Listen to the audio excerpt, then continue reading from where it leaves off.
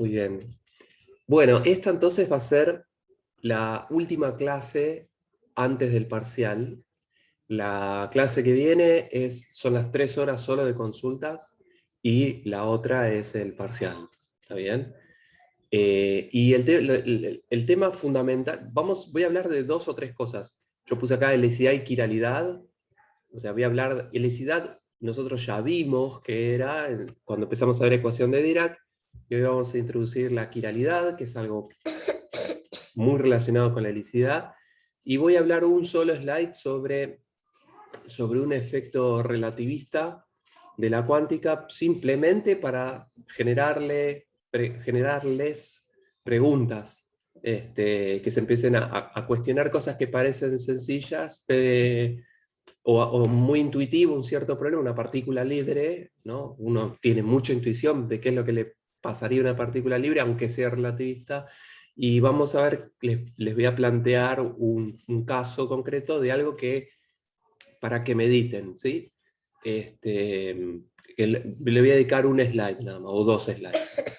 Y esta idea de quiralidad es algo sobre lo cual vamos a volver en la segunda mitad del curso, porque la interacción débil tiene que ver con la conservación de la quiralidad. Entonces, en esta clase quiero simplemente presentarles la idea de qué es la quiralidad, y vamos a ahondar cuando veamos sobre todo la interacción débil.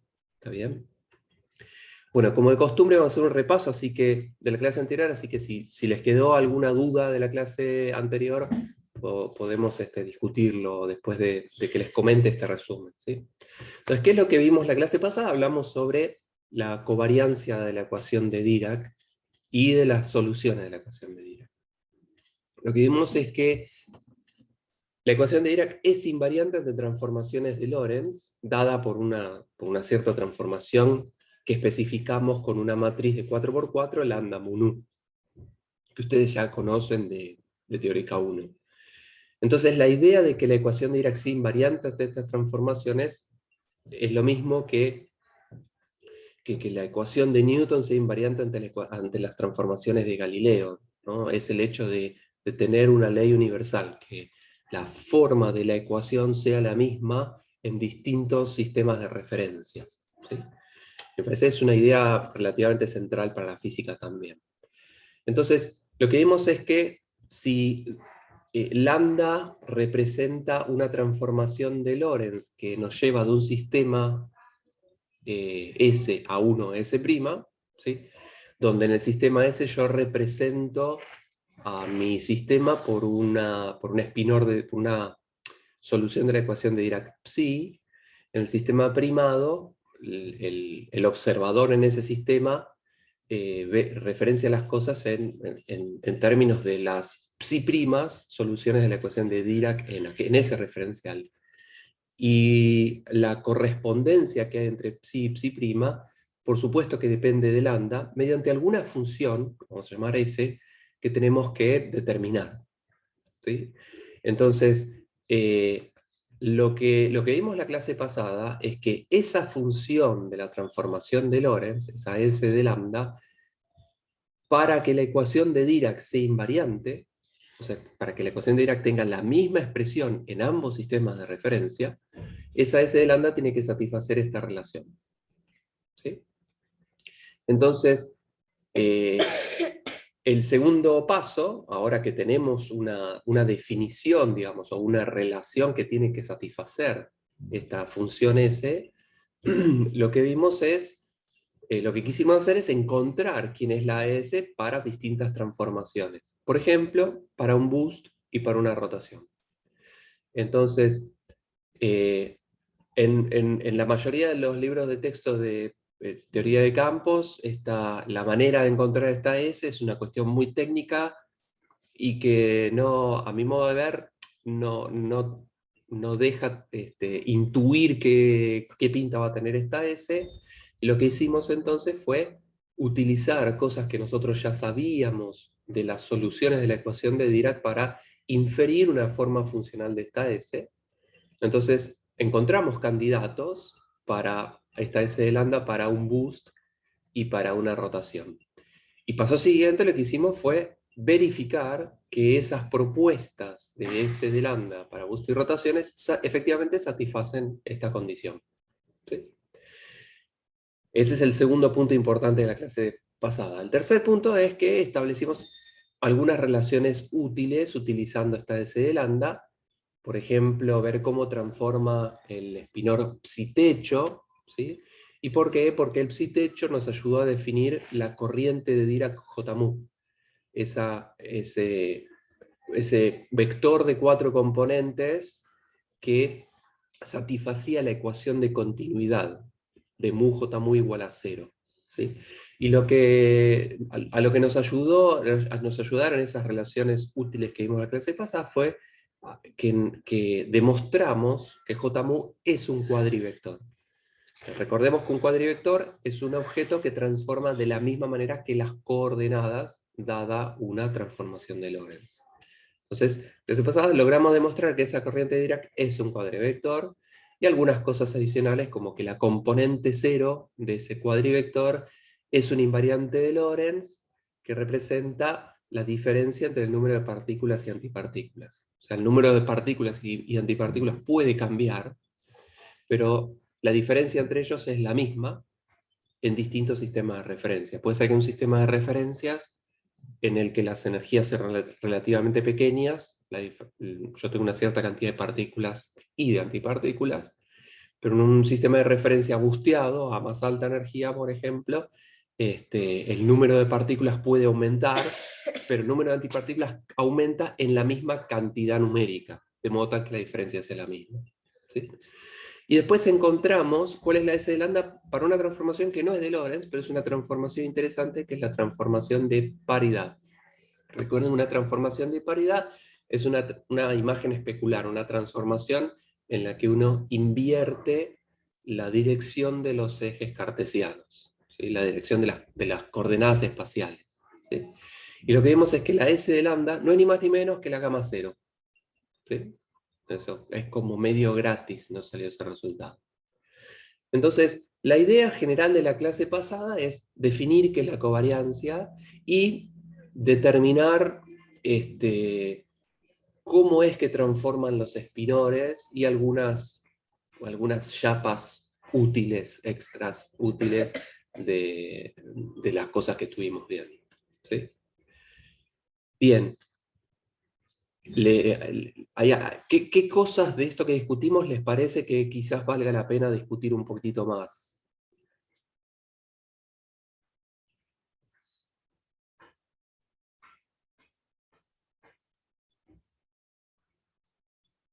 ¿Todo o nada?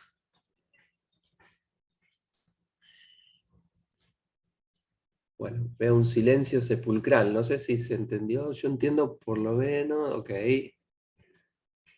La verdad me quedó bastante claro. Ok, genial, genial. Bueno, por lo menos hay dos que están medianamente en ritmo. Ok, bueno, entonces por ahí podríamos continuar y vamos a poner énfasis en esta idea de paridad. Esa va a ser una idea importante en la clase que vamos a ver hoy. ¿Está bien? Entonces, antes que nada, en la clase de hoy voy a dedicarle 2 slides a continuar mostrándole así como nosotros vimos el problema de un escalón de potencial, ¿no? Y vimos que con la ecuación de Dirac, en el caso relativista, o sea, a potenciales altos, cuando el escalón de potencial es muy alto, vimos que el número de partículas no se conserva, y eso fue, o sea, que venía una partícula y que rebotaban dos y que salía una antipartícula para el otro lado. Y eso me pareció que es una idea antiintuitiva, novedosa, en un problema que debería ser muy sencillo, porque es un escalón de potencial. Lo que les voy a contar ahora en 2 slides es otra cosa que apunta a lo mismo, es mostrarle una idea completamente antiintuitiva, que es un efecto de la cuántica relativista, pero en un problema súper sencillo. ¿Sí? Entonces, lo primero que les quiero traer a colación es qué es el operador velocidad en el contexto de la ecuación de Dirac. ¿Sí? Entonces, la velocidad es la derivada respecto al tiempo de la posición. Entonces, si X es el operador posición en alguna coordenada, por algún motivo le puse el subíndice K, podría haber puesto XY, XJ, le agarré XK. O sea, esta es la posición, la derivada de la posición es la velocidad, ¿sí? Pero la derivada temporal uno la puede calcular directamente con el conmutador del hamiltoniano y el operador en cuestión. Eso es la derivada temporal de un operador, es el conmutador con el hamiltoniano, pero el hamiltoniano de Dirac lo conocemos, ¿sí? Entonces ese conmutador se reduce al conmutador de alfa p con x, y sabiendo que p con x conmutan de una manera bien conocida, ese conmutador es simple de calcular y da c por alfa k. O sea que la derivada temporal de la posición, o sea, la velocidad, es c por alfa k. Esa acá es el conmutador, es que no se hizo. Sí, sí, esta acá debería ser un subíndice, pero al editarlo me olvidé de ponerlo como subíndice. Es un subíndice, sí. Entonces, la velocidad es proporcional a alfa k, y esa constante de proporcionalidad es la velocidad de la luz. O sea que alfa k, de alguna manera, alfa, esas matrices alfa que aparecieron en la ecuación de Dirac, son proporcionales a la velocidad de una partícula, ¿no? Y es una cosa interesante en principio, por lo menos para mí. Entonces, alfa k mide la velocidad de una partícula en unidades de la velocidad de la luz. Y si una partícula no tiene masa, ¿sí?, los autovalores de alfa son más o menos 1, y esa partícula entonces va a la velocidad de la luz, ¿sí? Ahora, como las alfas ustedes ya las conocen, y esas alfas no conmutan entre sí, significa, en función de lo que sabemos de la cuántica, que uno no puede determinar simultáneamente dos componentes de la velocidad, ¿sí? Y eso es como medio intuitivo. Estamos pensando en una partícula libre y quiero medirle las componentes de su velocidad, ¿no?, del impulso, y eso es algo que uno no, en principio no puede. Es trivial darse cuenta que el hamiltoniano de una partícula libre y este operador alfa, que es el operador velocidad, no conmutan para una partícula que no tiene masa, ¿sí? Y eso es lo que está diciendo, es que para una partícula las soluciones de la ecuación de Dirac para una partícula libre son autoestados de P, pero no son autoestados de la velocidad, no son autoestados de alfa, porque no conmutan con el hamiltoniano. Entonces, para partículas masivas no hay autofunciones simultáneas de la energía y de la velocidad. Estamos hablando de una partícula libre, ¿sí? O sea, alfa es la velocidad, pero no es una constante de movimiento para una partícula libre. Y eso es antiintuitivo, ¿no? ¿Cómo puede ser que tenga una partícula libre, ¿sí?, y la velocidad no es constante, ¿sí? Entonces este efecto se llama, esto es una palabra alemana que creo se pronuncia Zitterbewegung, y esto significa fluctuaciones. Los alemanes inventan palabras mezclando palabras que ya están en su idioma, y esto significa fluctuaciones alrededor de la trayectoria, ¿sí? Entonces vamos, simplemente para los curiosos, para no dejarlos completamente, me sale decir en bolas, para no dejarlos completamente solos, voy a contar la idea simplemente. Las cuentas las pueden hacer ustedes, son sencillas, pero simplemente les cuento la idea de qué significa esto. Entonces, ahora que tenemos el operador velocidad, que sabemos que alfa es el operador velocidad, uno puede calcular la aceleración, ¿no? Entonces la aceleración es la derivada temporal de la velocidad, y eso uno lo calcula mediante el conmutador entre la velocidad y el hamiltoniano, ¿sí? Y esa cuenta da esto, ¿sí? El conmutador entre el operador alfa y el operador hamiltoniano es esta cuantita de acá, ¿sí? Pensemos en una partícula libre, ¿está bien? Ahora, si la aceleración es no nula, ¿sí?, es como medio raro. ¿Cómo puede ser que una partícula libre tenga aceleración no nula? Eso otra vez es completamente antiintuitivo, ¿sí? Ahora, como estamos pensando en una partícula libre, tanto la energía como el impulso son constantes, entonces esta ecuación diferencial, la derivada de alfa respecto de t, como P y H son constantes, uno puede integrar esta ecuación, ¿sí? Y la integral de esa ecuación da esta vueltita de acá, este resultado de acá, ¿sí? O sea que la velocidad, fíjense que este último término es lo que uno esperaría, que la velocidad sea constante para una partícula libre. Recuerden que P y H son constantes, ¿sí? Pero este último término son oscilaciones, ¿sí?, alrededor de ese valor constante, ¿sí?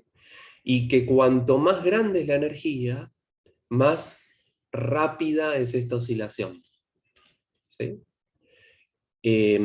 Si esta es la ecuación para la velocidad, uno podría volver a integrar esta ecuación, ¿sí?, y obtener la posición en función del tiempo. Entonces, si uno vuelve a integrar esa ecuación diferencial, queda entonces ahora una nueva ecuación, y fíjense que los dos primeros términos son un movimiento rectilíneo uniforme, ¿no? Esto es una constante y un término lineal en t. Vuelvo a repetir, P y H son constantes, ¿sí? Entonces este es un MRU, que es el resultado clásico, pero hay un término adicional que otra vez tiene estas oscilaciones, ¿sí? Y si uno hace la cuentita, la frecuencia de esas oscilaciones es del orden de 10 a la menos 11 metros, ¿sí? O sea, son oscilaciones muy pequeñas, son microscópicas, por eso es que no las vemos, ¿no? Una partícula relativista, libre, se mueve como un MRU, pero en cada punto de ese MRU oscila, ¿sí?, pero con oscilaciones que son extremadamente pequeñas, ¿sí? Pero estamos hablando de una partícula libre, nuevamente. ¿Bien? Y esto es un efecto real y tiene consecuencias medibles. Hasta donde yo sé, no hay una medición experimental directa de este efecto, ¿sí? Pero sí se puede ver a través de, de términos efectivos, como por ejemplo el término de Darwin del potencial efectivo del átomo de hidrógeno. El término de Darwin tiene que ver con la interacción entre el campo eléctrico y el momento magnético, ¿sí? Cuando uno hace las cuentas hay un potencial efectivo en la interacción electromagnética, y hay un término que va como mu cuadrado producto vectorial con el campo eléctrico, si no me equivoco. Pero esto es algo que uno puede hacer un experimento y medir efectivamente este efecto. Entonces, la idea de estos dos slides que le presento, fíjense que son cuentas relativamente sencillas, ¿no?, para un problema trivial. Una partícula libre, ¿no?, si uno quiere calcular la velocidad y la aceleración y la ecuación de movimiento de una partícula libre, el resultado es el resultado clásico, pero con estas oscilaciones en torno del movimiento clásico, y esas oscilaciones son muy pequeñas, de modo tal que uno no las ve macroscópicamente, y que tienen una explicación también que uno puede hacer con los dedos, que tiene que ver con el hecho de que a altas energías una partícula puede interactuar, lo vamos a ver más adelante también, con las partículas y las antipartículas que estén en el vacío, que uno pueda crear del vacío, y la interacción con partículas puede acelerar hacia adelante esa partícula, y la interacción con antipartículas puede acelerar en la dirección opuesta, ¿sí? Bien, esto simplemente se los comento y lo dejo así como medio abierto para otra vez mostrarles y dejarlos pensando que en un problema trivial, como es entender una partícula libre a través de la ecuación de Dirac, surgen fenómenos interesantes que cuando uno mira las cosas a nivel macroscópico no los ve, pero que están presentes, son efectos de la cuántica relativista, ¿sí? Bien, cierro paréntesis porque esto no era la idea fundamental de la clase de hoy. La idea de la clase de hoy es hablar de helicidad y quiralidad. Entonces, nos vamos a concentrar, para definir esta idea de qué es la quiralidad, en cómo es la dinámica de partículas sin masa, ¿sí? Entonces, hagamos un breve resumen del contexto en el que quiero abordar esta clase. Todo lo que estuvimos viendo sobre la ecuación de Dirac lo hicimos en el caso general de una partícula con masa. ¿Sí? Entonces, si uno quisiese estudiar el caso de una partícula sin masa, lo que hay que hacer es agarrar la ecuación de Dirac que nosotros ya determinamos y tomar el límite de masa tendiendo a cero y ver qué le pasa a esas partículas. ¿Sí? Candidatos a partículas sin masa que satisfacen la ecuación de Dirac son los neutrinos. ¿Sí? Los neutrinos, hasta el día de hoy, hasta la clase de hoy, vamos a seguir pensando que son partículas sin masa. Cerca del final del curso vamos a ver que en realidad son partículas con masas extremadamente pequeñas, pero los efectos prácticos es completamente válido que pensemos que son partículas no masivas, como cuando hablamos del decaimiento beta.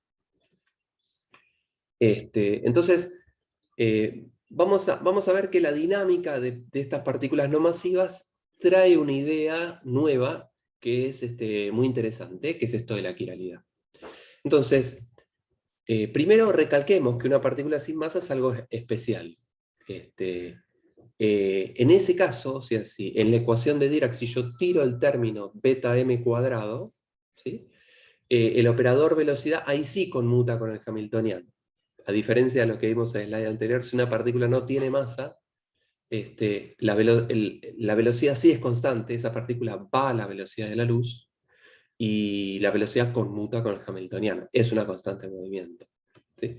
Entonces, si una partícula es no masiva, viaja a la velocidad de la luz, y eso lo hace en cualquier sistema de referencia, no, por cómo es la relatividad. No hay manera de que yo haga un boost y que cambie la velocidad de esa partícula. Esa partícula va a la velocidad de la luz en todo sistema de referencia. Entonces, una partícula no masiva tiene estas características que la hacen interesante. Esto es como un subespacio interesante para explorar. ¿Sí?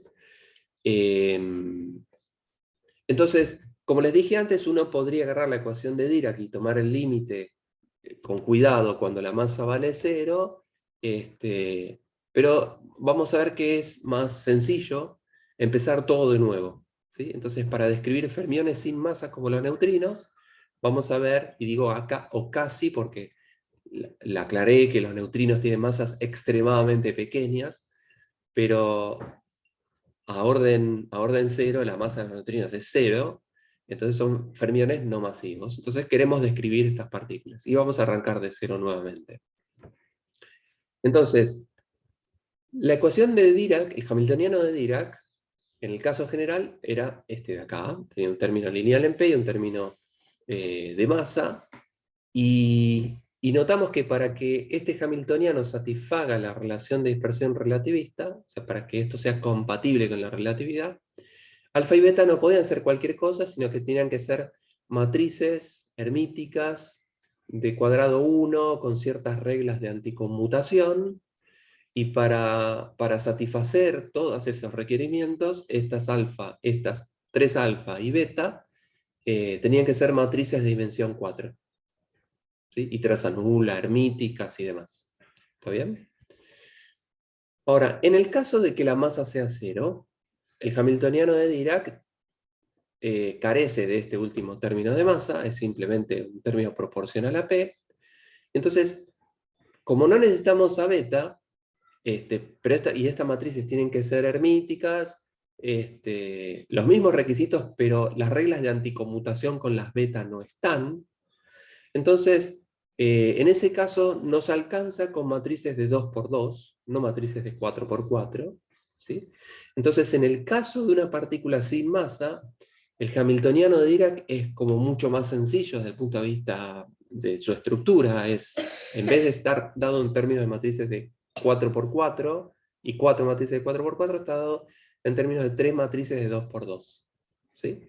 Y recuerden que las matrices de Pauli son una base de las matrices que satisfacen estas reglas de conmutación que tenían que tener estas alfas. ¿Sí? Bien, entonces el hamiltoniano de Dirac para una partícula sin masa es un hamiltoniano más sencillo en el sentido de que estas alfas pueden ser las 3 matrices de Pauli. ¿Sí? Es más, tengo la libertad de elegir a las matrices de Pauli o a las matrices de Pauli con signo negativo, y las soluciones van a ser espinores de dos componentes. En ambos casos, ¿no? O sea, si esta es una matriz de 2 por 2, el hamiltoniano va a tener que aplicar sobre un vector columna de dos componentes, ¿sí? Entonces, dado que puedo elegir las alfas como las matrices de Pauli o menos las matrices de Pauli, tengo dos posibles soluciones, ¿no? Si elijo las matrices de Pauli con signo negativo o las matrices de Pauli con signo positivo, por ejemplo, ¿sí? Entonces, las soluciones de la ecuación de Dirac, cuando elijo un set de matrices de Pauli u otro, van a ser lo que llamo Xi y Phi, ¿sí? Fíjense que esta es la ecuación de autovalores, ¿no? Si aplico este hamiltoniano a una función Xi a ambos lados, ¿sí? Y digo que alfa es menos sigma, bueno, es esta ecuación. Y si digo que alfa es más sigma, esta ecuación de Dirac se transforma en esta ecuación de autovalores, ¿sí? Bien, ahora, ambas ecuaciones, ¿sí? Ambas posibilidades, ambas ecuaciones de Dirac satisfacen la misma relación de dispersión. E cuadrado es p cuadrado. Recuerden que m cuadrado es 0, ¿sí? Entonces, ambas ecuaciones soportan soluciones con energía positiva y con energía negativa, porque la ecuación en la energía es cuadrática, ¿sí? Ahora, estos dos subespacios son subespacios disjuntos, ¿no? O las soluciones son del tipo Xi o son las soluciones del tipo Phi, ¿sí? Muy bien. Entonces, es como que tengo dos opciones, dos posibles soluciones, dos posibles ecuaciones de Dirac, si quieren, para asociar a una partícula sin masa, ¿sí? Y vamos a ver que esta dualidad, esta posibilidad de elegir entre dos ecuaciones de Dirac, nos genera un dilema, porque vamos a ver en los slides que viene que eso implica que se viole la paridad. Recuerden que una operación de paridad es aquella en la que uno cambia las coordenadas espaciales, cambia el signo de las coordenadas espaciales. Entonces, veamos, supongamos que tengo una partícula, por ejemplo, un neutrino, con energía positiva, y elijo la primera de las ecuaciones que planteé antes, ¿no? Elijo esta ecuación de Dirac para una partícula sin masa. ¿Está bien?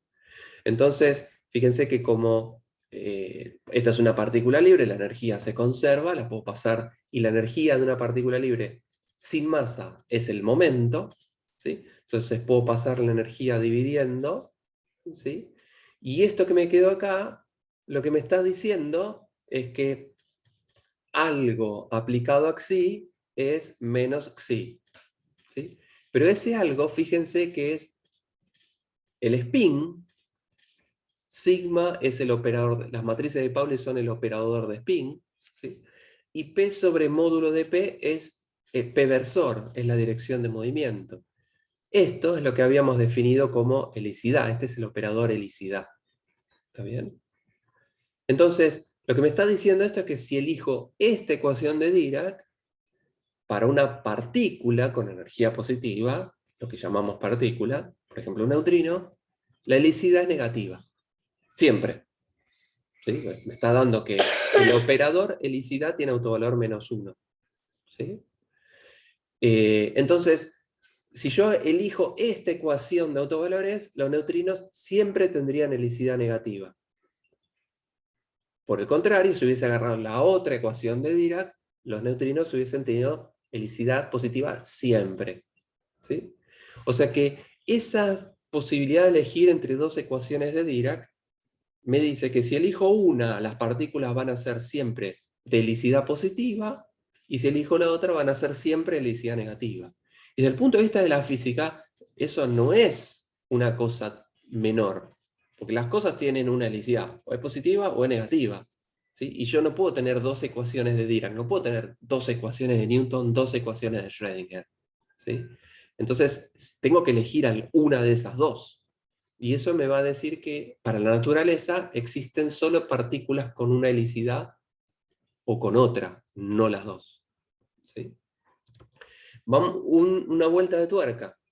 Si agarro la solución de esta misma ecuación, ¿no? Agarro la misma ecuación de Dirac, pero en vez de agarrar la solución con energía positiva, agarro una solución con energía negativa. Recuerden que esta ecuación de Dirac tenía soluciones con energía positiva, partículas, y con energía negativa, que asociamos a las antipartículas. Entonces, ¿qué pasa si agarro la solución con energía negativa? O sea, pongo explícitamente que esta es una solución con energía negativa. E impulso menos P. ¿Sí? Que corresponde, recuerden que las soluciones con energía negativa correspondían a para una partícula, corresponden a las soluciones con energía positiva de sus antipartículas. O sea, las soluciones con energía positiva se refieren a las partículas, las soluciones con energía negativa se refieren a las antipartículas. Muy bien, en ese caso, la helicidad para ese caso, con la misma ecuación de Dirac, es positiva. O sea, lo que me está diciendo es que si yo agarro esta ecuación de Dirac, las partículas van a ser siempre con helicidad negativa y sus antipartículas van a tener siempre helicidad positiva. ¿Sí? Si hubiese agarrado la otra ecuación de Dirac, ¿sí?, en el que las soluciones eran phi, hubiese llegado a la conclusión opuesta, que las partículas tienen siempre helicidad positiva y las antipartículas siempre tienen helicidad negativa. ¿Sí? Y esto tiene sentido porque, digamos, encaja en el hecho de que habíamos visto que las antipartículas tienen todos los números cuánticos al revés de las partículas, ¿no? Entonces, si una partícula tiene helicidad positiva, su antipartícula tiene la helicidad con signo opuesto. ¿Sí? Para no decir todo el tiempo helicidad negativa, helicidad positiva, voy a decir que una partícula es left. A partir de ahora voy a decir, cuando diga left, me voy a referir a que una partícula tiene helicidad negativa. Y cuando diga right, me voy a referir a una partícula con helicidad positiva. Y recuerden que la helicidad es la proyección del spin en la dirección de movimiento. ¿Sí? Entonces, si un electrón se mueve para allá y el spin apunta en la dirección opuesta, la helicidad es negativa, la proyección del spin en la dirección de movimiento es negativa, y eso lo llamo una partícula left.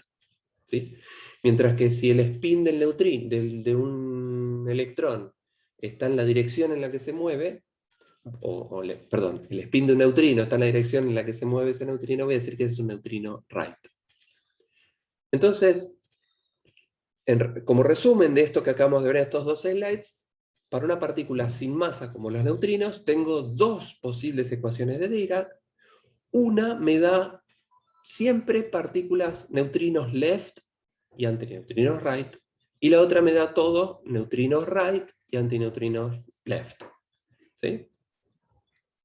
Bien, ¿qué hacemos con esto? O sea, para interpretar un poquito a dónde tendría que apuntar con esta idea, pensemos en una transformación de paridad. ¿Sí? Entonces pensemos en un espejo. Recuerden que una transformación de paridad es aquella que invierte las coordenadas espaciales y ninguna otra. ¿Sí? Entonces pensemos en un espejo. Supónganse, este es un dibujo a lo Picasso que me permitió hacer el programita con el que hice el slide.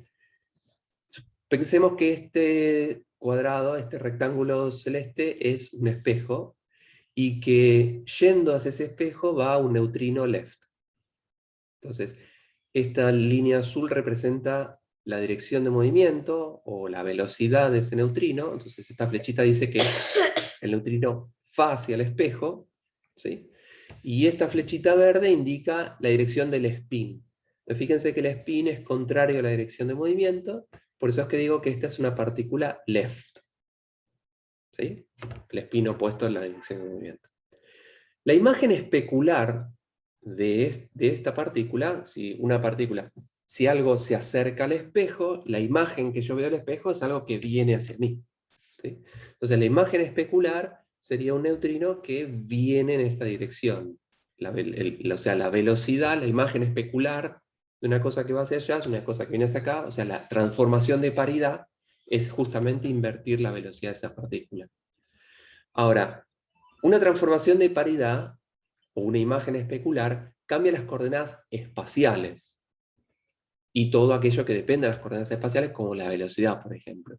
Pero el spin vive en otra dimensión, y no está en las dimensiones espaciales, es una rotación en otro espacio. Entonces el spin en una transformación de paridad le importa 3 pepinos. Si el spin de la partícula era hacia acá, el spin de su imagen será lo mismo, porque el espejo no le cambia el spin. ¿Sí?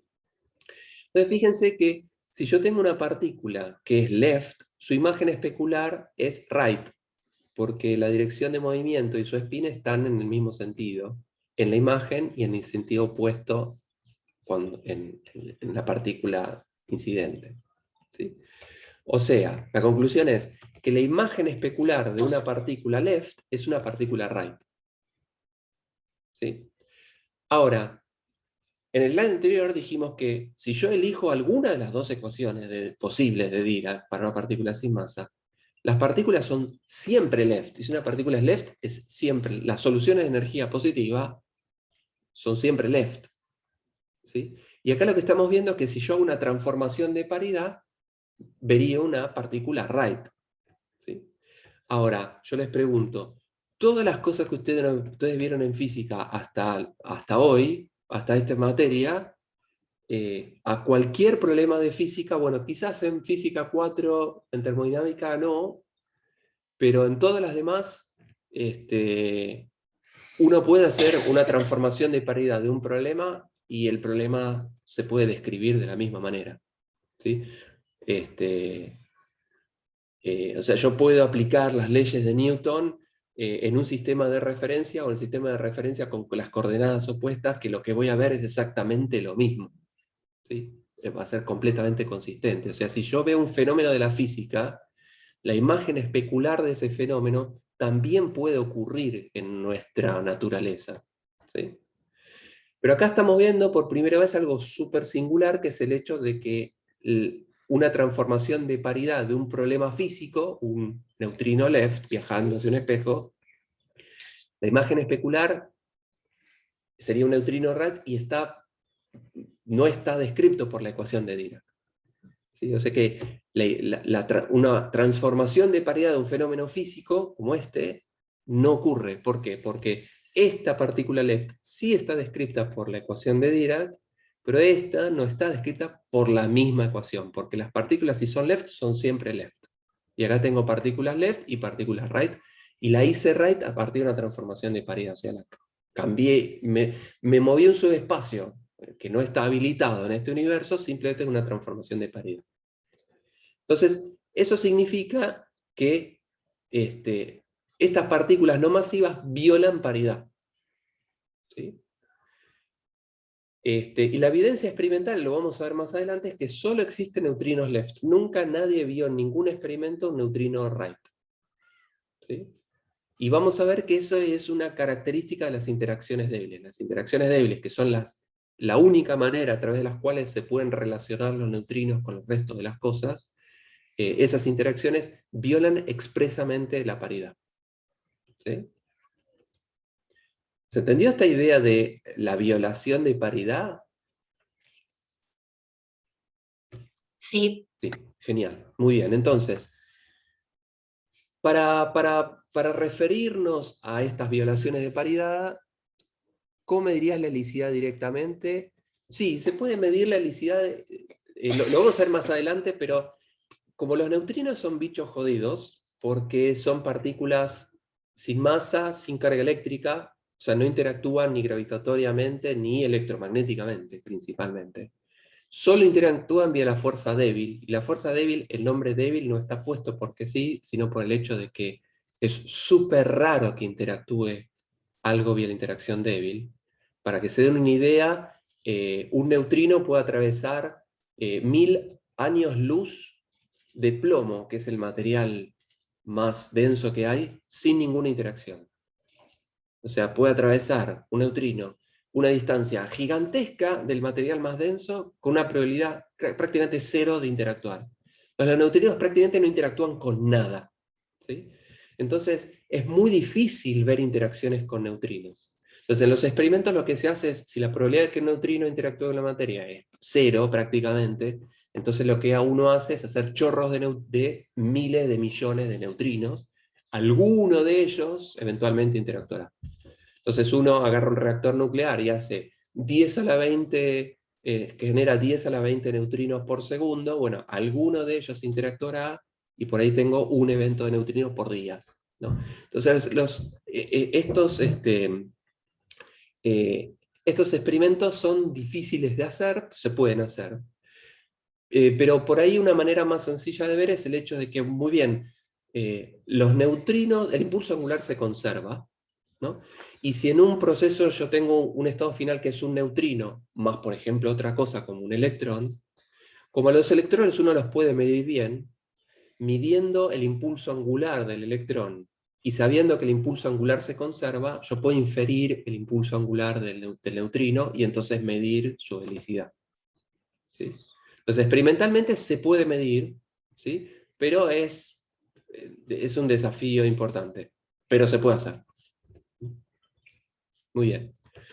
Entonces, necesitamos alguna herramienta para poder definir esta cosa de la paridad, si una cosa es right o left. Entonces, vamos a definir un operador que se llama quiralidad, ¿sí? Lo voy a llamar gamma 5, ese operador, y lo voy a llamar operador quiralidad a este operador gamma 5, y lo voy a definir como I, la unidad imaginaria, por gamma 0, gamma 1, gamma 2, gamma 3, donde estas son las matrices gamma de la ecuación de Dirac, ¿sí? Con las matrices gamma que nosotros vimos hace un par de clases, si uno hace esta cuentita, la matriz gamma 5 es esta matriz de acá. Es una matriz de ceros, de bloques de 2 por 2, estas de ceros y dos identidades en los bloques no diagonales. Como tenemos las gamma mu y gamma 5, ustedes pueden verificar estas propiedades, ¿no? Que gamma 5 anticonmuta con las 4 gamma mus, que gamma 5 es autoadjunta, y que el cuadrado de gamma 5 es la identidad. ¿Sí? Bien, una cosa interesante es que para una partícula sin masa, gamma 5 conmuta con el hamiltoniano, ¿sí? El hamiltoniano de Dirac, para una partícula sin masa, no tiene el término beta m, entonces simplemente alfa por p, ¿sí? Las matrices alfa, recuerden que eran las matrices de 4 por 4 que tienen a las matrices de Pauli en los bloques no diagonales. Entonces alfa por p es simplemente esta matriz de 4 por 4, ¿sí? Y ustedes pueden corroborar que con esta matriz y esta, hacer gamma 5 por h o h por gamma 5 es exactamente lo mismo, y les da este bicho de acá, que si lo piensan es esta matriz sigma que habíamos definido por p, ¿sí? Entonces, como gamma 5 conmuta con el hamiltoniano, eso implica que es una constante de movimiento, ¿sí? Y fíjense que este operador, o sea que gamma 5 aplicado a psi, es lo mismo que gamma 5, como gamma 5 conmuta con el hamiltoniano, ¿no? Si yo a esta ecuación le aplico psi a ambos lados, ¿sí? Acá me va a quedar E por psi, porque H por psi es la energía la paso dividiendo, entonces gamma 5 por psi es gamma 5 por H sobre E por psi, pero para una partícula, gamma 5 por H, acabamos de ver que es sigma por P, ¿sí? Entonces gamma 5 por psi es sigma por P sobre la energía, ¿sí? Y como para una partícula libre, el módulo de la energía es el módulo de P, ¿sí? O sea, la energía es solo cinética. Entonces, este es el operador helicidad, ¿sí? Entonces, gamma 5 es una partícula que tiene helicidad positiva o negativa, dependiendo del valor de la energía, ¿sí? Entonces, este operador quiralidad es la helicidad, es el operador de helicidad, pero en el caso de que una partícula sea no masiva. O sea, si el hamiltoniano que agarré es aquel en el que tire el término proporcional a la masa, el término con beta ms cuadrado. Entonces, este operador gamma 5 que acabamos de definir es el operador de helicidad, siempre y cuando hable de una partícula sin masa. Para una partícula con masa eso no es así, pero para una partícula sin masa sí lo es, ¿sí? Bien, entonces uno puede ver que este operador de quiralidad lo puedo descomponer en dos quiralidades, una que voy a llamar right y left. ¿Sí?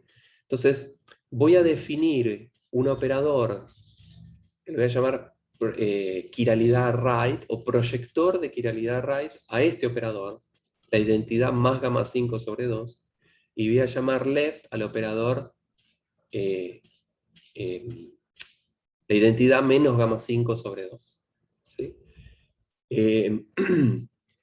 Fíjense, creo que en la práctica van a tener que hacer cuentitas para convencerse de que de estos operadores son proyectores.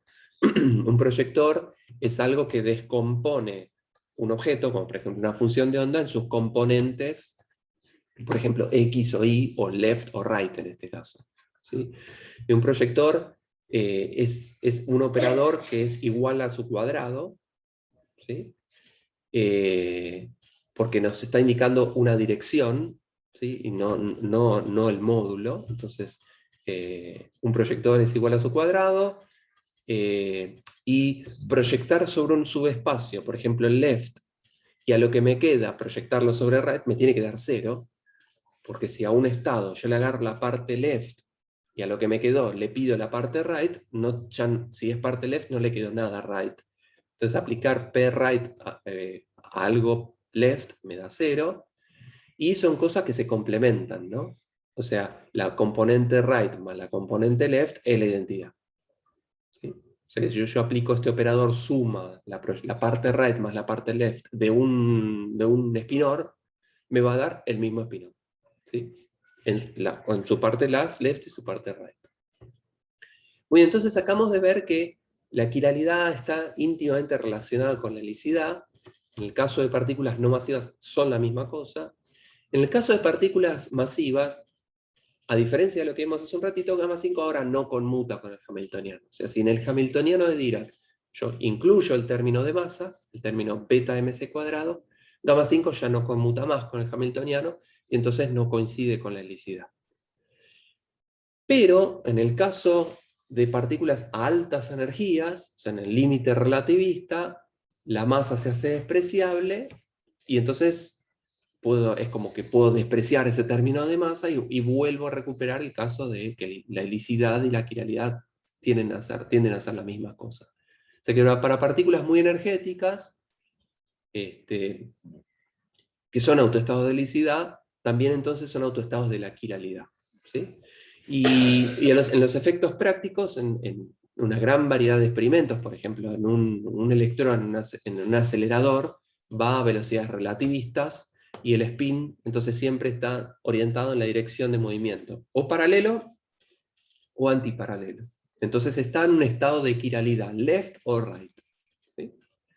Bien. ¿Por qué es que estoy rompiendo con esto de la quiralidad?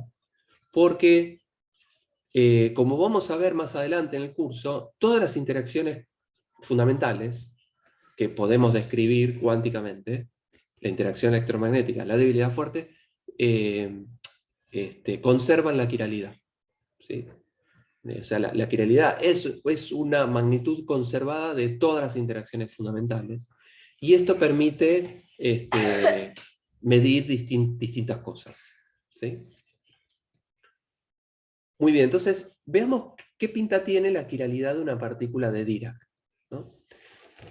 Entonces, lo primero que tenemos que ver es que una partícula de Dirac la puedo componer en su componente left y su componente right, ¿no? Se va a llamar una partícula de Dirac right, es agarrar el espinor de Dirac que describe esa partícula y aplicarle el proyector que me agarra solo la parte right de ese estado. ¿Sí? Y el proyector right es el que habíamos definido como 1 más gamma 5 sobre 2. De la misma manera, lo mismo con el proyector left. Yo puedo agarrar y quedarme con la parte left de un cierto espinor de Dirac. Y lo voy a anotar como psi left. ¿Sí? Bien, una cosa que puede ser importante es ver la parte left de la psi techo. Recuerden que la psi techo la habíamos definido como la psi daga por gamma 0. ¿Sí? Entonces la psi daga es traspuesto y conjugado, entonces que se transforma en un bra y multiplicado por gamma 0. Ahora, si yo quiero agarrar la parte left de esto, yo tendría que agarrar este espinor y transponer y conjugar, ¿no? Entonces tendría que hacer daga al operador left. Entonces, el operador left, pero como tengo que daguearlo, bueno, tengo que daguear esto también. Ahora, gamma 5 es lo mismo que gamma 5 daga, o sea que este daga no me afecta en nada a lo que tengo acá, pero gamma 5 y gamma 0 anticonmutaban, como les mencioné con una de las propiedades del lado anterior. Entonces, si mando el gamma 0 adelante del gamma 5, tengo que cambiar este signo, ¿sí? Y fíjense que acá tengo gamma 0, entonces puedo sacar factor común el gamma 0, ¿sí? Y lo que me queda es la identidad más gamma 5 sobre 2, pero este psi daga por gamma 0 es lo que habíamos definido como psi techo, ¿sí? Entonces, la conclusión es que el psi techo left es agarrar psi techo y aplicarle el proyector right. ¿Está bien? Es una cuestión técnica que van a usar en la práctica. por qué me tomé unos segundos en comentarles esto? Porque cuando uno mira la corriente de Dirac, recuerden que la corriente de Dirac era psi techo gamma mu psi. Esta es la corriente que satisface la ecuación de continuidad, ¿sí? Que la clase pasada además demostramos que es un cuadrivector. Esta cuadricorriente se escribía como psi techo gamma mu psi. Y acabamos de ver que yo puedo descomponer a una psi techo en su parte right y su parte left, y lo mismo con la psi, yo la puedo descomponer en su parte right y su parte left, ¿sí? Ahora, fíjense que cuando haga la distributiva, acá voy a tener cosas que son right con left, left con right y left con left, ¿no? Entonces, los términos son psi techo right con psi right, lo escribí acá, y la parte que tiene que ver con psi techo left con psi left también la escribí acá, y los términos cruzados son nulos. ¿Y el por qué? Pongo el ejemplo acá, left con right, abajo está el right con left, es que psi techo left es, en función de lo que vimos acá arriba, es la psi techo por p right, ¿sí? Y la psi right es p right por psi. Ahora, recuerden que el proyector right tiene gamma 5, ¿no? Y gamma 5 con gamma mu anticonmutaban. O sea que si esta gamma mu yo la paso al otro lado de p right, ¿sí? Al otro lado de p right, se transforma en vez de 1 más gamma 5, se transforma en 1 menos gamma 5, porque anticonmutan. Entonces el proyector right al pasar al otro lado de la gamma mu, se transforma en p left. Pero ya habíamos visto que p right por p left va a 0, porque p left me agarra la parte left de un cierto espinor, no tiene más nada right, y aplicarle el proyector right me va a dar 0, ¿sí? Entonces estos términos cruzados dan 0. Entonces la corriente de Dirac también la puedo descomponer en la parte right de la corriente y la parte left de la corriente, ¿sí? O sea, la corriente de Dirac, así como un espinor yo la puedo descomponer en su parte right y su parte left, la corriente de Dirac también la puedo descomponer en la parte left y la parte right, ¿sí? Muy bien. Más adelante vamos a ver que la interacción electromagnética está la interacción entre partículas cargadas, definidas por espinores de Dirac, sí, y el campo electromagnético está descrita por este término. Psi techo gamma mu psi, esta es la corriente de Dirac, la J mu, ¿sí? Y a mu, en este caso, lo pienso como el campo electromagnético, ¿sí? O sea, la interacción del campo electromagnético con un fermión con carga eléctrica está dada por este término J mu a mu. Que esto en parte lo vimos cuando vimos el Hamiltoniano de Schrödinger-Pauli, ¿sí? Y sí, lo vimos ahí, y no sé si lo vieron ustedes en Electro, cuando vieron interacción de partículas con el campo electromagnético. Bueno, no recuerdo si lo vieron en Electro, pero vamos a ver más adelante nosotros que la interacción de un fermión cargado con el campo electromagnético tiene esta expresión, ¿sí? es la corriente de Dirac multiplicado por un cuadrivector que es AMU es el potencial escalar y el potencial vector. Potencial escalar el término 0, y potencial vector los términos 1, 2 y 3. Y que son el campo que describe al fotón en particular, ¿no? Entonces este AMU es un cuadrivector que describe al campo electromagnético, y esto es lo que describe a una partícula que entra, o sea, si veo un electrón que interactúa con el campo electromagnético, y si ese electrón sale, el electrón que se deflectó por interacción con el electromagnetismo va a estar descrito por este psi techo. Esto voy a pensar que es la partícula que sale, este psi es la partícula que entra, o sea, viene un electrón, interactúa con el campo electromagnético y se deflecta, hace scattering, ¿sí? E interactuó con un bicho que es el fotón. Y entonces el tipo que describe a la dinámica del fotón es el campo electromagnético, y es este cuadrivector AMU. ¿Sí? Todo esto que estoy contando, someramente lo vamos a ver explícitamente después del primer parcial. ¿Sí? Ahora, lo importante es que, en función de lo que estamos hablando de quiralidad y helicidad, es que la estructura de helicidad de la interacción electromagnética, o sea, si la interacción electromagnética está dada por este término, si el scattering de un fermión cargado con el campo electromagnético está descrito por este término,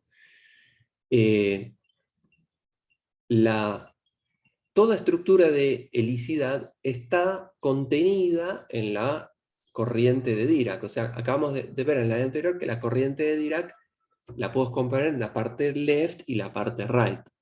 O sea que si mi partícula original tiene una cierta helicidad, esa helicidad se permea también en la descripción de la interacción electromagnética. ¿Sí? O sea que la JMU es la que me dice cómo es que se comporta la helicidad en, por ejemplo, en la interacción electromagnética. ¿Sí? En la JMU, o sea, en estas psies, están las exponenciales, que dan la evolución temporal, pero también están los espinores, ¿no? Esos U's de 4 componentes, que son los que me dicen cuál es la helicidad de una partícula. Entonces, si por algún motivo este producto de espinores, este espinor de la psi y este espinor de la psi techo, se anulase por algún motivo, entonces esto me va a imponer ciertas restricciones a qué cosas se pueden conservar o no. Entonces veamos un ejemplo de lo que estoy diciendo. Supongamos que tengo una partícula y una antipartícula, o sea, este es un electrón y esto es un positrón, ¿sí? Entonces viene una partícula, viene un electrón y viene un positrón. Recuerden que las antipartículas las podemos pensar como partículas que se mueven en la dirección opuesta, ¿sí? Por eso es que este dibujito en el que pongo una flecha para el sentido opuesto, ¿no? Entonces viene una partícula y una antipartícula y se aniquilan, electrón y positrón se aniquilan en un fotón, ¿sí? Ambos tienen carga eléctrica, pero de distinto signo. El fotón es una partícula sin carga, la carga se conservó, ¿sí? Entonces, esta aniquilación, por ejemplo, está descrita por este término, justamente. Esto describe al electrón, esto describe al positrón, e interactúa con un fotón. ¿Sí? Este dibujito, esta idea de aniquilación, está bien descrita por este término, ¿no? Entonces, la aniquilación entre una partícula y antipartícula se puede aniquilar solamente si tienen quiralidades opuestas. Y el porqué de eso es que las partículas tienen, en función de lo que vimos hace algunos slides, si la ecuación de Dirac es tal que las partículas son siempre left o siempre right. ¿Sí? Ahora, si vimos que los neutrinos son siempre left, entonces uno tendría a pensar que la teoría funciona para partículas left, ¿no? Y entonces pueden ser solo left. Entonces, si tengo un electrón left, su antipartícula va a tener que ser un positrón right, ¿no? Ahora, ¿qué significa left y right? Bueno, esta flecha azul está mal. Esta flecha azul debería apuntar en el sentido opuesto. Yo estoy pensando que en el centro de masa tengo un electrón que incide en una dirección, el positrón que incide en la dirección opuesta, y se aniquilan. ¿Sí? Ahora, si el electrón viene en este sentido en el que está dibujado esta flechita a la izquierda, ¿no? y es left, entonces el spin, que está representado con esta flechita negra, tiene que estar apuntar en la dirección opuesta a la dirección de movimiento de mi electrón. ¿Sí? Ahora, si el positrón que viene en el sentido opuesto, recuerden, esta flecha está mal, debería venir en sentido opuesto, se aniquilan. ¿Sí? Entonces, como este positrón tiene que ser right, el spin tiene que apuntar en la misma dirección de movimiento. ¿Sí? Entonces, si un electrón left se aniquila con su antipartícula, que es un electrón right, fíjense que las direcciones de movimiento son así, pero los spines tienen que apuntar en la misma dirección. Entonces, el estado de spin de una aniquilación es un medio hacia allá y un medio hacia allá. O sea que el spin total, en este caso, es 1 en alguna dirección. Lo mismo ocurriría si hubiese agarrado un electrón right. O sea, si yo digo, bueno, la ecuación de Dirac tiene que ser tal que la partícula es siempre right, entonces los electrones son siempre right y su antipartícula es siempre left, ¿sí? Entonces, si viene un electrón y se aniquila un electrón right y se aniquila con un positrón left, vuelvo a remarcar que esta flecha en este gráfico está mal, ¿no? En la aniquilación las partículas vienen en el centro de masa en la dirección opuesta, ¿sí? Esta flechita celeste que indica la dirección de movimiento, la flechita de la derecha está mal, debería estar invertida, ¿sí? Pero el electrón right tiene que tener el spin en la misma dirección de movimiento, y el positrón left tiene que tener el spin en la dirección opuesta a la dirección de movimiento. ¿Sí? Entonces, otra vez, los spines tienen que estar en la misma dirección. A pesar de que las partículas vienen en dirección opuesta, los spines tienen que apuntar en la misma dirección. Porque partícula y antipartícula tienen la helicidad opuesta. ¿Sí? Pero fíjense que no importa el caso que yo considere, en ambos casos, el spin total antes de la colisión tiene que ser 1. ¿Sí? Un medio por una partícula y un medio por el otro. Entonces el fotón, que es la partícula que va a resultar en el estado final, se aniquilan el electrón y el positrón y se transforman en un fotón. ¿Sí? Ese fotón, por conservación del impulso angular, va a tener que llevarse el JZ igual 1 o menos 1, dependiendo del caso que considere. Entonces este va a ser una partícula spin 1, como ustedes ya muy bien vieron en electro, bueno, no sé, en cuántica. Entonces el fotón, que es el mediador de la interacción electromagnética, tiene que ser un bosón, tiene que ser una partícula de spin entero. ¿Sí? Y fíjense que eso es una consecuencia natural de la conservación de la quiralidad. ¿Bien? Entonces, y este es mi último slide. Entonces, respecto de este slide, fíjense que la estructura quiral, o sea, cuál es la quiralidad de las partículas en cuestión, o sea, si yo digo tengo un electrón o un neutrino left o right, me va a decir cuáles son las características que tenga el espinor de Dirac que describa esa partícula. ¿Sí?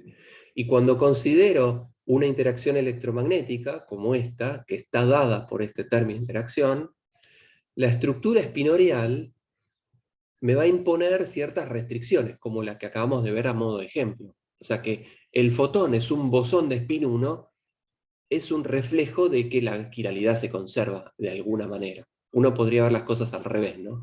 Es decir, que como la interacción está dada por este término, entonces la quiralidad de las partículas tiene que ser conservada, ¿no? Esa es la manera por ahí correcta de decirlo. Pero ahora voy a la pregunta, pero desde el punto de vista de la quiralidad, si una partícula tiene una cierta quiralidad, eso está íntimamente relacionado con cuál va a ser el estado de spin que tengan todas las partículas en este tipo de interacciones. Ahora una pregunta de Neuwen, no estoy entendiendo qué pasa si no tienen quiralidad opuesta o solo puede ocurrir así. Ah, no, el hecho es que acabamos de ver que si una partícula, por ahí lo puedo mostrar en el slide en el que hablamos de esto, Acá habíamos visto que si una partícula, si agarro una de las ecuaciones posibles de Dirac, y si una partícula tiene una cierta helicidad, por ejemplo, left, su antipartícula tiene la helicidad opuesta, o sea, right. Y no importa la ecuación de Dirac que agarre, se agarraba esta solución en la que las partículas son todas left, o esta solución en la que las partículas son todas right. Sea como sea, y te adelanto, y bueno, lo mencioné acá, las partículas son solo left, los neutrinos son solo left. Nunca se han visto neutrinos right en ningún experimento. Todos los neutrinos tienen el spin la dirección opuesta al movimiento. ¿Sí? O sea que son left. Entonces, si las partículas son left, o sea, si la naturaleza pidió la paridad y solo permite las cosas left, y su imagen especular que right no existe en la naturaleza, vio la paridad, me refiero a eso. Entonces, si una partícula es left, por ejemplo, tengo un electrón left, se va a aniquilar con su antipartícula, pero su antipartícula es un positrón, pero si dije que el electrón es left, el positrón tiene que ser right. ¿Sí?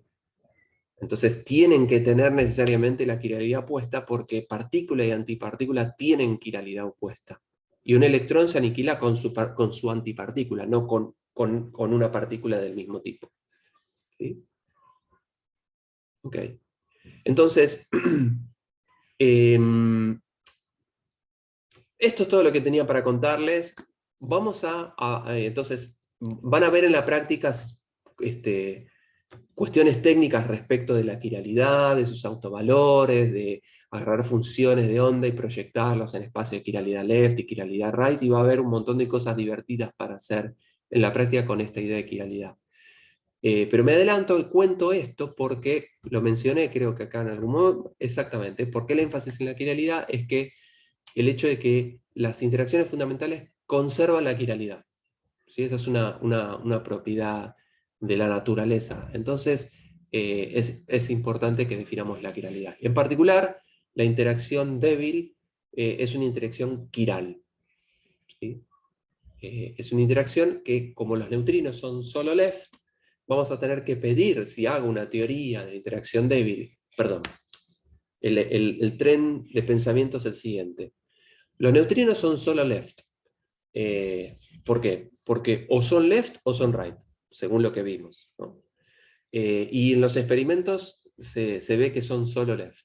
¿Sí? Uno puede medir y le mide la quiralidad a todos los neutrinos que vienen en el universo y son todos left.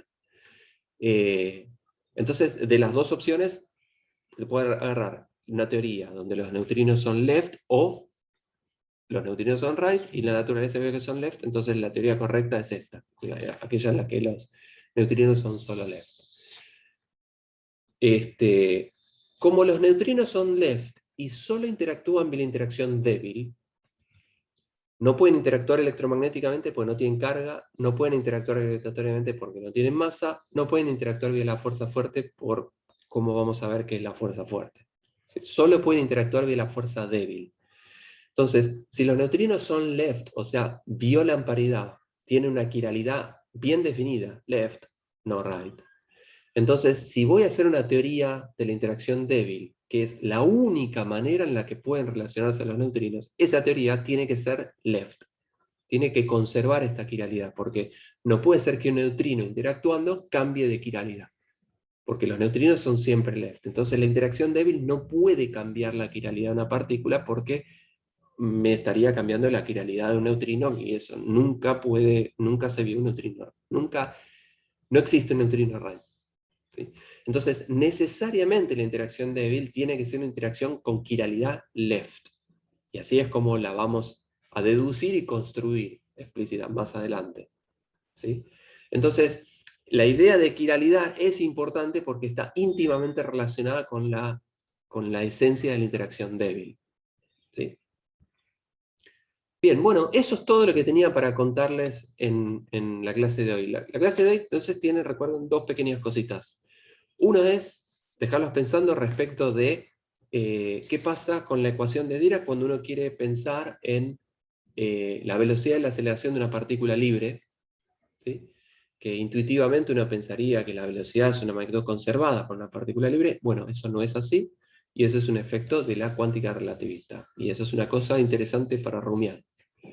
Y el grueso de la clase tiene que ver con esta idea de qué es la quiralidad, ¿sí? Cómo se define, por qué es que tenemos que definir, es el hecho de que la naturaleza viola expresamente esta idea de quiralidad.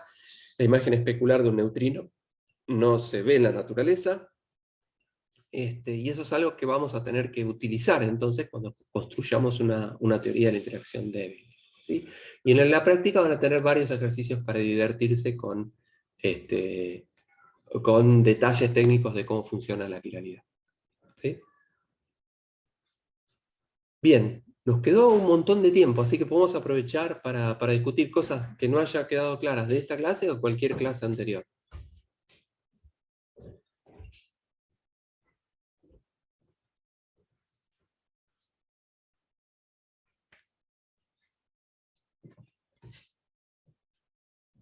Veo que el chat está súper quieto y eso me intriga porque no pienso que entendieron todo, sino que pienso que no entendieron nada.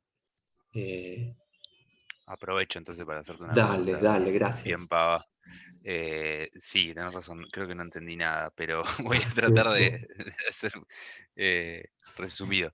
El tema de las soluciones, o sea, de tener dos tipos de ecuaciones de Dirac, es una elección, digamos, o sea, uno elige alguna de las dos y los resultados tienen que ser consistentes con la elección o medio como que no entendí bien eso. O sea, Sí, son disjuntos, pero es como no me lo quedó muy planteas. claro. Es como lo planteas. En el caso de en la ecuación de Dirac para una partícula sin masa, ¿sí? Vos tenés dos sets distintos para elegir quiénes son las alfa, ¿no? Puedes elegir a alfa como las matrices de Pauli o alfa como menos la matriz de Pauli, que parece una pelotudez, ¿sí? Pero cuando lo escribís, tenés dos posibles ecuaciones. Es esta ecuación de Dirac o esta ecuación de Dirac, y no es lo mismo, son cosas disjuntas, ¿no? Y eso te da cosas con helicidad negativa o en una ecuación o helicidad positiva en la otra. Si vos elegís esta ecuación y pasás E dividiendo al otro lado, te queda una helicidad negativa, y si agarrás esta otra ecuación, te queda una helicidad positiva. O sea que parece ser que desde el punto de vista de la teoría, para el hamiltoniano de Dirac, una partícula sin masa, tenés dos hamiltonianos. Uno te predice partículas con helicidad positiva y otro te predice partículas con helicidad negativa. O sea, uno te dice las partículas son left y otro te dice las partículas son right. Y eso es algo incómodo para un físico. Bueno, el hecho de que vos tengas dos descripciones teóricas para un único universo es un problema. En general eso no ocurre, y cuando ocurre es fácil darse cuenta de que una de las dos posibilidades te lleva a algo razonable y otra de las posibilidades te lleva a una cosa completamente equivocada. Entonces acá los neutrinos te tiran una de las dos, digamos, ¿no? O Claro, sea, la entonces, partícula que es left y te tenés que quedar con una. exactamente, exactamente. O sea, la Ah, teoría bien. me dice, mira, tengo una teoría donde todas las partículas son left, pero también tengo una teoría donde todas las partículas son right. Si no te gusta esta teoría, te doy la otra que funciona igual.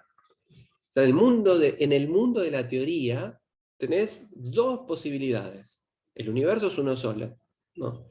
Entonces, lo que uno tiene que hacer es mirar a la naturaleza, ver cómo son las partículas, en particular cómo es la helicidad de las partículas, y dependiendo de cómo sea, elijo una teoría o la otra, la que describa bien las cosas, ¿sí? Los neutrinos se han medido siempre left. No existe ningún experimento en los que los neutrinos sean right. Entonces, como tengo dos teorías completamente disjuntas, porque si elijo una, la otra no vale. No puede decir, bueno, elijo esta en un caso, elijo esta en la otra. La teoría es una sola, ¿sí? Entonces, o son left o son right. Vas y me dice un experimento. El experimento te dice, son left, listo, tiro al tacho de la basura la teoría que dice que las cosas son right y me quedo con la que la teoría con la que las partículas son left. Buenísimo, gracias. Sí, lo tenía que Sí, es así de ahora siento sencillo. que me queda un poco más claro. Ok, es en el fondo, si lo pensás, es sencillo. Ejemplos de esto viste en la carrera a rolete varias veces, y nosotros lo vimos también. ¿Te acordás cuando en el modelo de quarks escribíamos la función de onda de sabor y spin, y que teníamos soluciones que eran simétricas, completamente simétricas y completamente antisimétricas? Y las dos, en principio, dentro del modelo de quarks, las dos valían. Y habíamos dicho, bueno, entonces utilicemos estas funciones de onda, que son dos teorías distintas. Una teoría en la que las partículas tienen función de onda de sabor spin simétrica, y otra, una función de onda de sabor spin completamente antisimétrica. Son dos teorías distintas, completamente disjuntas. Y lo que hicimos fue calcular una observable, que fue el momento magnético del protón y del neutrón, por ejemplo, que es algo, un observable que uno puede calcular con esas dos teorías, y que uno puede medir un experimento. Y que calculamos que, que el cociente de momento magnético protón-neutrón te daba 2 con una función de onda, y menos 2/3 con otra función de onda. Y que cuando uno va y mide, el resultado da menos 2/3. ¿Sí?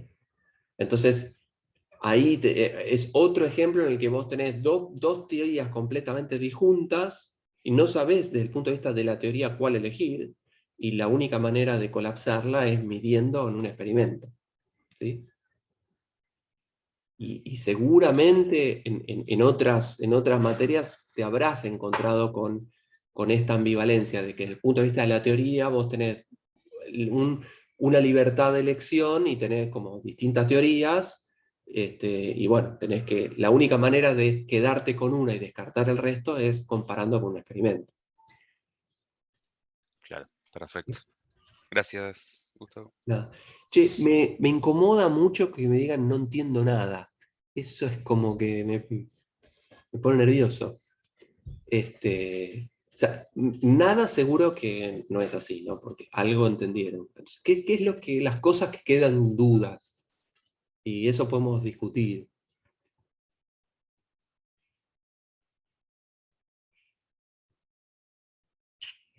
No quiere intimidar, pero por ejemplo, Juan, claro. A mí me cuesta bastante el tema de la anotación, ¿ok? Respecto ok, bueno. No hay demasiado truculento acá en la anotación, y es medio consistente con las clases anteriores. O sea, nada, estas alfa son las mismas que vinimos viendo en clases anteriores. Bueno, acá ya me exí a las soluciones de esta ecuación, en la que agarré las alfas como menos sigma y la phi como justamente para distinguir que tengo las soluciones para una ecuación de Dirac y la phi para otra. Pues en general la cuestión es reverlo con mayor... Sí, sí, por supuesto. Pensé que verlo con más detenimiento. Ok, fue una clase complicada. Ok, esto lo van a volver a ver en la práctica, seguramente. Van a hablar de quiralidad y helicidad y en un problema concreto. Y eso por ahí ayuda a que esto sea más claro. Y vamos a volver a hablar sobre quiralidad y helicidad cuando veamos la interacción débil, así que vamos a tener una opción más. Pero como esto entra para el parcial, me imagino que va a quedar más claro, y la notación también puede condensar en algo más claro cuando resuelvan un problema concreto, ¿sí? Que van a ver seguramente en la práctica. A mí a veces me confunde un poco o sea, porque como que saltamos mucho entre operadores y vectores, o sea, no sé si entiende a lo que me refiero. Sí, A veces me confunde eso, pero ok. nada, eso. Sí, está bien, es verdad, porque sí, bueno, tenés operadores, pero muchos de esos son vectores de operadores. Por ejemplo, este P de acá, ¿no? Es el operador impulso, ¿no? Pero es un vector de operadores, ¿no? Porque es el PX, PY, PZ. Claro, sí. Pero bueno, eso es lo que es. Sí. Si vos tenés una magnitud vectorial, el operador que lo describa va a ser un vector de operadores, si querés. Pero siguen siendo un operador. Y ahí es importante ver cómo uno abusa del lenguaje, pues yo digo el operador P, pero y como vos muy bien decís, este es un vector de operadores, pero en vez de decir el vector de operadores P, uno dice el operador P, que en algunos casos un operador es un vector y en otro caso un operador es un escalar, como por ejemplo este es una constante, ¿no? Entonces, sí, ahí es como que hay que tener cuidado con la notación oral de cómo es que uno dice las cosas, ¿no? Porque por ahí uno abusa un poquito del lenguaje, pero nada, es igual que en cuántica, que vos tenías operadores vectoriales y operadores escalares o tensores, bueno, acá lo mismo, ¿no? Hay que tener la misma salvedad. Claro, está bien, sí, sí. Pero si lo pensás, es el mismo tipo de dificultad que tenías en cuántica, ¿no? Tenés operadores que actúan sobre alguna función de onda, en este caso son espinores de Dirac. A la función de onda ahora no es una función escalar, sino que es un vector de funciones escalares. Un escalar, una solución de la ecuación de Dirac es un vector de 4 componentes, donde cada una de ellas es una función compleja del espacio-tiempo, una psi de xt. Sí, eso lo hace como esto es pensar en esos términos es un poco abstracto, pero bueno, es la matemática que describe estas cosas es lo mismo que en cuántica, pero un poquitito más complejo, nada más.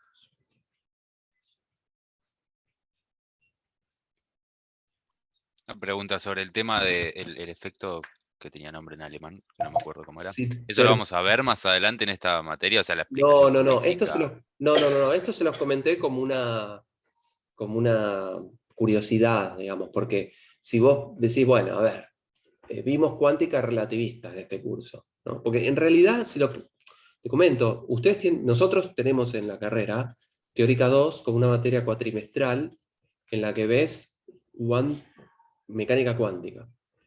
En todas las universidades que yo conozco fuera de Argentina, la mecánica cuántica es una materia anual y se ve cuántica, incluye la cuántica relativista. O sea que la ecuación de Dirac es parte de la cuántica, ¿no? En el programa de nuestra facultad, de nuestra licenciatura, no estaba la cuántica relativista metida, y la metimos por la ventana en esta materia, porque cuando uno quiere describir partículas relativistas no hay otra manera que usar la ecuación de Dirac. Entonces, esto muestra que el programa de grado de la licenciatura en física que se hizo en el año 1987, hace 30 y pico de años, está completamente outdated, ¿no? Y que hay que modificarlo rápidamente, porque no puede ser que vean cuántica relativista como una cosa metida en una materia de estructura 4 que está en algún lugar de la carrera. Es una parte central de la mecánica cuántica. No tendría que hacer una distinción entre cuántica relativista y no relativista, ¿no? Entonces, dicho todo esto, me parece interesante mostrarle algunos ejemplos de cosas que rompan la intuición entre la cuántica no relativista y la cuántica relativista, ¿no? Y me parece este es un buen ejemplo porque es una cosa trivial para un físico, es una partícula libre. No hay nada más sencillo que describir una partícula libre. Lo más sencillo es una partícula libre en reposo. Una cosa que no interactúa con nada y que está quieta, ¿no? Con la partícula libre uno tiene una intuición desde la mecánica clásica, también desde la mecánica cuántica, y uno debería poder tenerla en la cuántica relativista. ¿Sí? Lo que pasa es que esa intuición medio que se rompe acá, y la respuesta es que uno tiene que hacer las cuentas si quiere describir las cosas. Ya la intuición falla, porque si la intuición de qué le va a pasar a una partícula relativista, una partícula libre, pero en el caso relativista, falla, es que no hay ningún problema de la física relativista en el que la intuición me lleve de una a la respuesta. Que te estoy mostrando un ejemplo, una partícula libre donde la intuición falla completamente, ¿sí? O vos tenés un MRU para una partícula libre, pero con unas oscilaciones en torno a esta posición.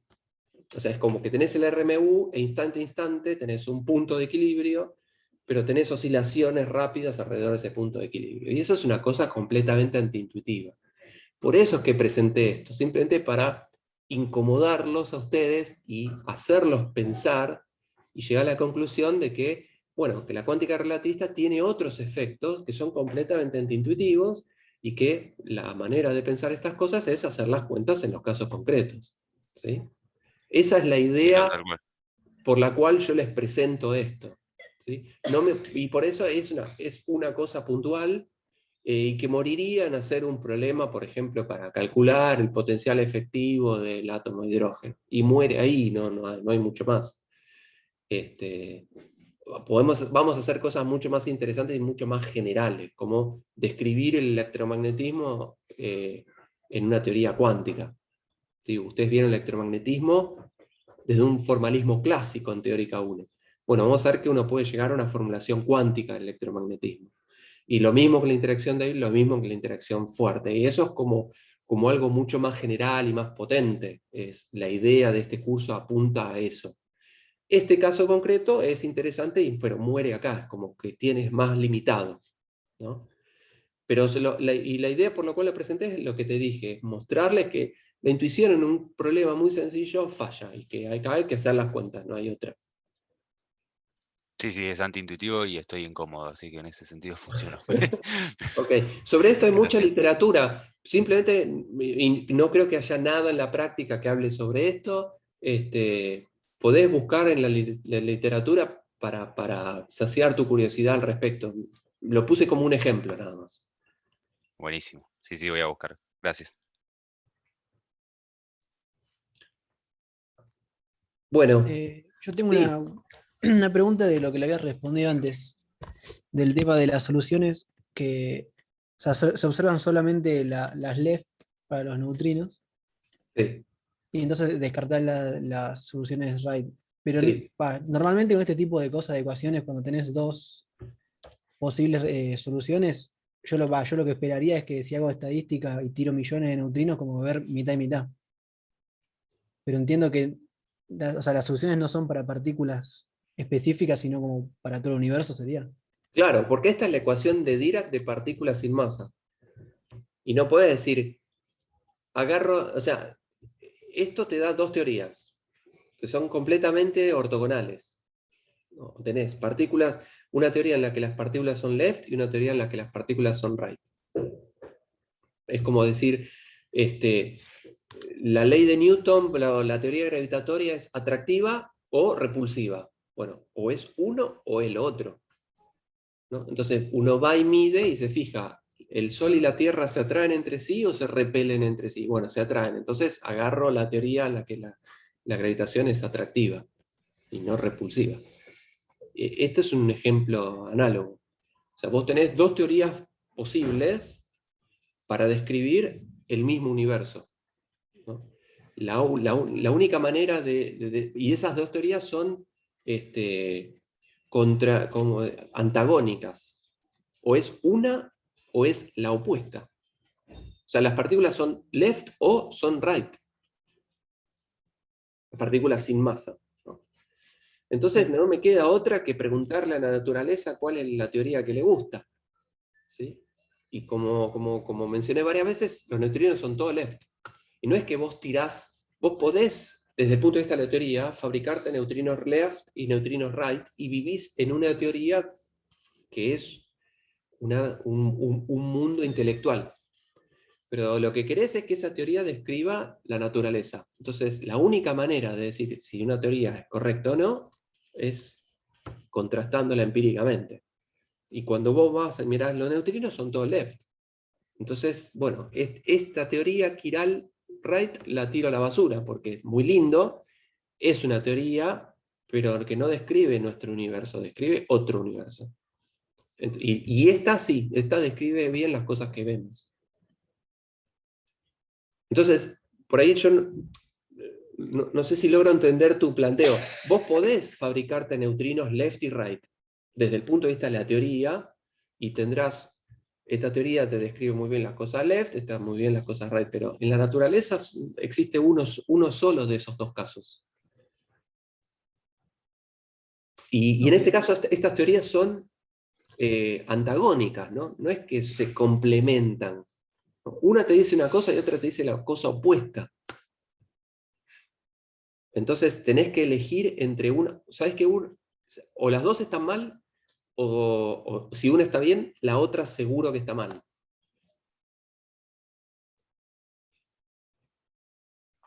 Hola, Gustavo. Sí, Matías. Sí, perdón que me meta, pero hoy justo vamos a ver estos temas, así que tal vez después del intervalo les sirva la clase de la práctica como para que la próxima teórica estén un poco más con los temas al día. Así que les va a venir bien la clase de hoy, porque justo estamos coordinados en la teórica para ver estos temas. Genial, sí, es lo que les comenté. Estas cosas hay que rumiarlas un poco más, volver a verlas de otro ángulo, y desde el punto de vista de la práctica, o sea, que hagan problemas concretos, los va a ayudar a entender. Así que sí, estoy de acuerdo. Y por eso no les quiero quitar más tiempo, y que lo vean con ustedes complementa. Así que, bueno, los dejo entonces a ustedes. Espero que, a ver, paro el recording.